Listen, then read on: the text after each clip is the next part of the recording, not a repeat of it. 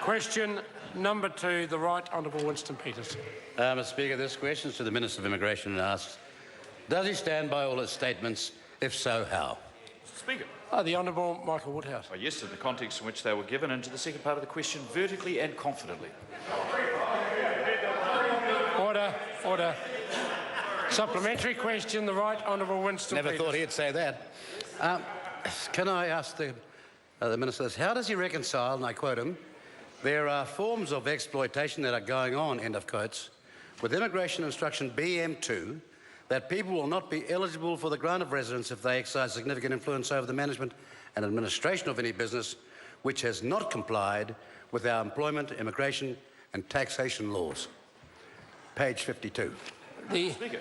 Honourable Michael Woodhouse. With no difficulty whatsoever.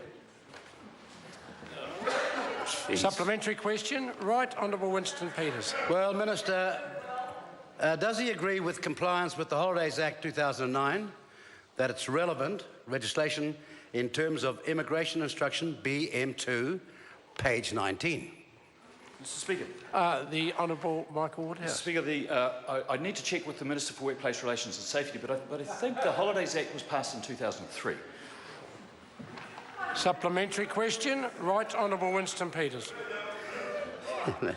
They were in power at the time. Can he confirm that many government departments like MB and Immigration New Zealand have not complied with the Holidays Act 2009 by not paying the correct holiday pay for several years, resulting in a taxpayer liability estimated between $200 million to as high as $2 billion? That's page 45. The Honourable Michael Well, Mr Woodhouse. Speaker, that's beyond my ministerial responsibility. It would be best directed at either Minister for Economic Development, who has responsibility for MB, or the Minister for Workplace Relations and Safety. Supplementary question.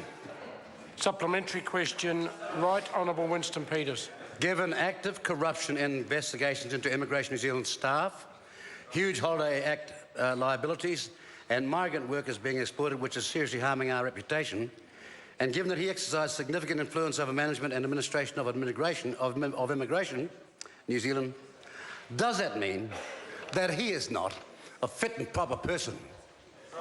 The Honourable Michael Woodhouse. Well, Mr Speaker, firstly, I reject the inference in the first part of that question that there is investigations into widespread corruption at Immigration New Zealand, or that it is occurring. And actually, I'm very proud of Immigration New Zealand. When this government came to office, and certainly under the oversight of the very excellent former Minister of Immigration, Dr. Jonathan Coleman, it was a mess. It was tidied up, timeliness has improved, quality of decision-making has been improved, and most importantly, public perception of that organisation has materially improved. Question number 3.